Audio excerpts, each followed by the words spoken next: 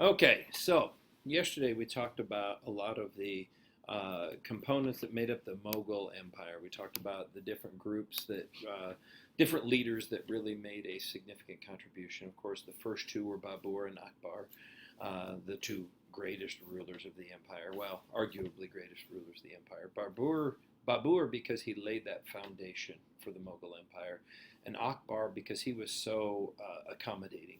And that's really why historians point to Akbar as probably the greatest of the Mughal rulers, is because he was able to blend those Hindu and Muslim cultures so well and allow Hindus and Muslims to live side by side in the same village, in the same town. Here again is the map that we talked about yesterday in class, and you see Babur, his empire up here in the north. You see uh, Babur's empire up here in the north, where this blue area is. Then obviously Akbar's empire was much larger than Babur's, and then of course when we see Aurangzeb's empire, it's obviously he expanded it even more. So their influence was significant as those individuals as they played through, but certainly that influence changed. Eventually, though, the nature of the Mughal Empire would get in their own way. Aurangzeb and he expanded the empire, but his biggest problem was that he was very intolerant of non-Muslims. Like Babur, like Akbar, Aurangzeb was a Muslim, but he was intolerant of the Hindus and tried to crush Hinduism, force people to convert to Hinduism. And that just did not go over very well. There became eventually just entirely too many conflicts for the Hindus and the Muslims to get along. The Muslims were willing to turn on the Hindus were willing to turn on the Muslims, and things were just spiraling out of control. So eventually the Mughal influence in India disappeared and became very non-existent. What happened then is we saw a lot of unhappy Hindu princes start to manipulate things in their control. And so then these rajas pop up again, like we talked about yesterday, these individual little kingdoms. And these rajas, again, become very influential in local control of India. You've got the rajas that are controlling in eastern India, northern India, southern India, central India, southern India, western India, villages, cities, regions, all of it comes under the control of these different rajas, which unfortunately for India is a terrible time to not have a strong empire to unite the people. Because, of course, as the Mughals fall and we start to see more and more problems getting Muslims and Hindus to live together, you see chaos, you see civil war, you see disagreements between Hindus and Muslims, and then, of course, here come the Europeans. The stage is now set. The first Europeans to arrive in India were the Portuguese. They arrived in the early to mid 1500s. Set up a couple of trade ports here and there, but really didn't do that much. Over the course of the next 150 years, different groups from Europe kind of came into India, more just to kind of get spices and trade for things, not so much to establish colonies. However, the British influence was much more significant than that. That influence is going to be obviously much more clear. In the 1600s, the Queen of England, Queen Elizabeth, decided that it was time to make things a little easier. Rather than having two, three, or four different companies trying to control India, in trade with India, excuse me, the Queen decided to give exclusive trade rights to India to a company called the East India Company. Now, the East India Company was what we call a joint stock company. A joint stock company is going to be a company in which several people have pooled their resources to form a very large corporation. And this very large corporation that was established by the East India Company in India is going to be very, very powerful.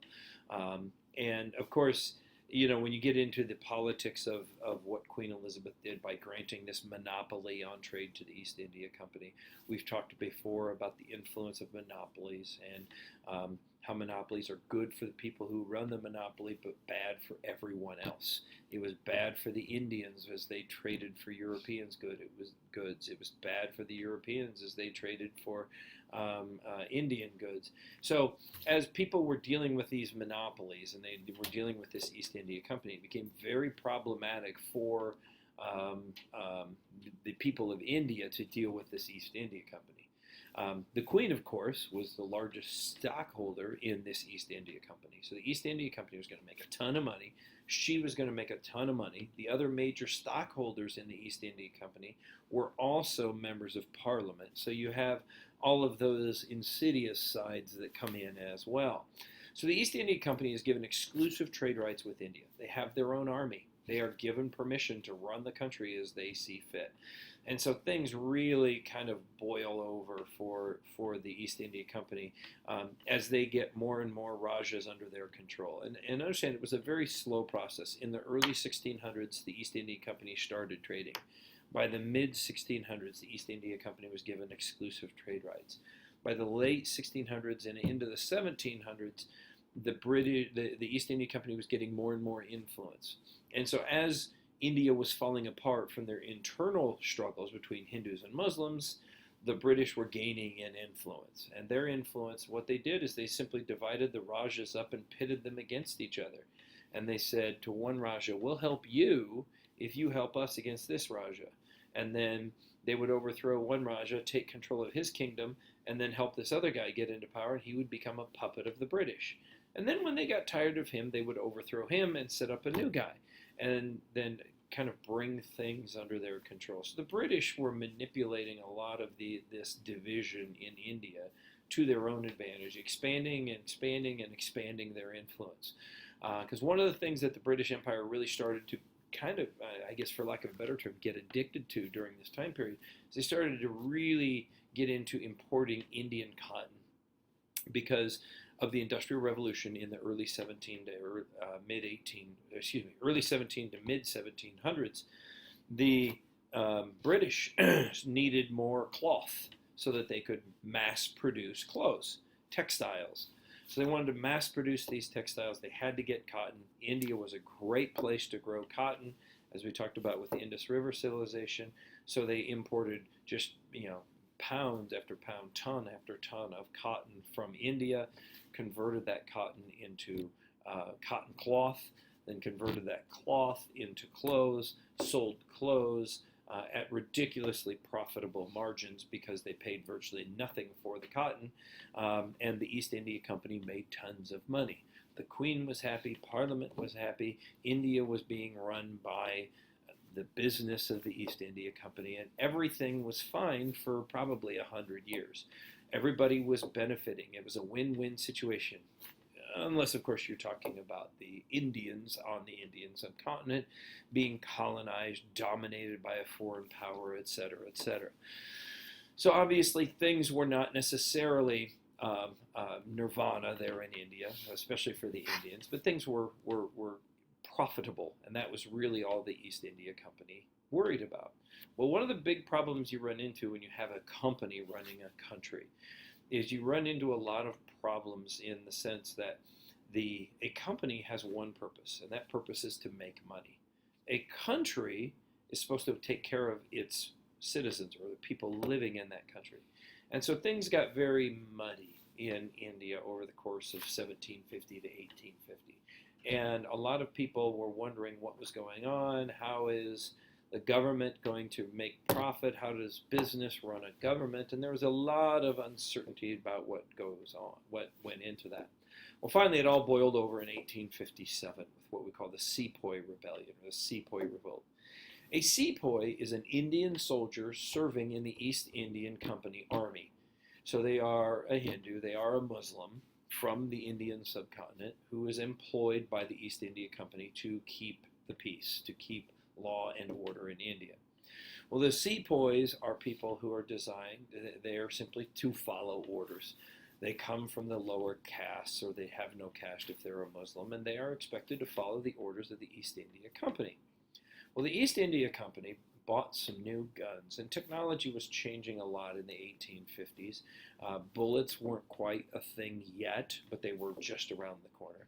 Well, the East India Company had developed a new type of weapon, a new type of rifle that used what we call a cartridge. Up until about the early 1800s, guns were fired with a powder and um, a wad and lead balls that were the bullets. The downside, we've talked before about the downside of using these muskets when you shoot them, is these lead balls would come out of the bullets. They would have spin on them, and some would have top spin and they'd go down in the ground, and some would have side spin and they'd spin off to the side, and some would spin the other way and have back spin and go up in the air, and you never knew where they were going to go. Well, in an attempt to try to improve on this process, the East India Company developed what they called cartridges. And so these new guns were a much simpler process, because in the old system you took gunpowder out of a pouch and you poured it into your gun, and then you took lead shot out of a pouch and then you poured that into your gun. Then you took a wad, which is a piece of paper or a little piece of cloth, and you put that in the gun, and then you packed it all in, and then you fired. Well, now this was all in one piece. The cartridge was all in one. And so you have gunpowder, you have lead balls in a nice, tightly wrapped package. Now, of course, when you're carrying a gun with two hands, you can't drop the gun and open the package neatly. So what they thought would be the best thing to do is they just had the soldiers bite off the head of the cartridge, pour the stuff in, put the paper in, shove it in, shoot the gun. Much more efficient, much more not profitable, but much simpler process. So the process seemed very simple. The one thing that the East India Company didn't count on, though, was that when you fire a gun, there's an explosion inside the chamber and the gun gets hot. And when you fire the gun and the gun gets hot, when you put in the lead balls, they're going to get stuck to the side. So the East India Company said, fine, we'll just put grease in with the cartridge, which will then cause the lead balls to slide down the side of the gun, down to the bottom, put in the wad, shove it down, aim, fire. Would have been a piece of cake. The problem is, what is grease made out of? Animal fat. If you are a Muslim and you don't want pork, a lot of that fat is going to come from pork. If you are a Hindu and you don't eat beef, a lot of the fat is going to be red meat grease that's going to be put into your mouth. Well, these sepoys refused to use these cartridges because they didn't want to put animal fat in their mouth because that's against their religious beliefs. So they rip off the cartridge and they put it in and they say, well, we're not going to do that anymore. So the sepoys refuse to fight. The East India Company then puts the sepoys in jail. Their friends, the other sepoys who knew that those guys had been arrested, they came to rescue their comrades. They did not think that it was fair that they were being put in jail because of their religious beliefs. So now you had this big mutiny, this big rebellion. You had the East India Company army, which was made up of Indian soldiers, fighting against their own people. They wouldn't do it. They gave up that fight. And so things just became very complicated. Finally, the British government had to step in, and they sent thousands of soldiers all the way from England, around the southern tip of South Africa, all the way to India, because of course the Suez Canal wasn't built yet. Sent them all the way to India. They had to spend months and months and months putting down this rebellion. Cost the British government thousands of dollars. And the British government said, okay, no more business running India. We can't treat India like a factory anymore. Businesses make money, they don't run countries. We need India run like a country. So at that point, the conclusion of the Sepoy Rebellion, finally by about 1858, 1859, the Sepoy Rebellion was finally quashed, and the British government said, we are now going to run India. And from that point forward, India would be run as a British colony. I only get 15 minutes of this record time, so I'm just about out right now, so I'm going to stop. Mrs. Carey will tell you about your homework assignment for Thursday, so make sure you get that done for Thursday.